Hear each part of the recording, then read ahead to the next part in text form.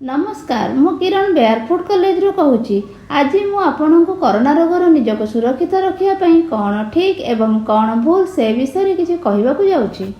यह शुणवाक मिलूँ जे गरम पानी पीवा, गरम पानी रे गाधोइबा, गरम बांफ नेबा एवं गड़गड़ करने द्वारा कोरोना रोगर निजक सुरक्षित करिहेब, किंतु यह आदम ठीक नुहे। सेहीपरि रसुण, हलदी, लेंबू एवं कलरा रस साधारणतः शरीर पर उपकारी, किंतु कोरोना रोगर सुरक्षा एवं ठीक हेबा पई एहा सबु कामरे आसीबो नाही। सेहीपरि भाबरे खरा, गरम पाग एवं मद्यपान आमको कोरोना रोगर ठीक करि परिबो नाही। ए खबर संपूर्ण भूल जे जदि आपण बिना काश एवं छिंकरे 10 सेकेंड पर्यंत निजर निश्वास को बंद कर रखि पारुछंती, तेबे एथिरु जना पड़ी जिवो कि आपणक ठारे कोरोना रोग नाही बोली।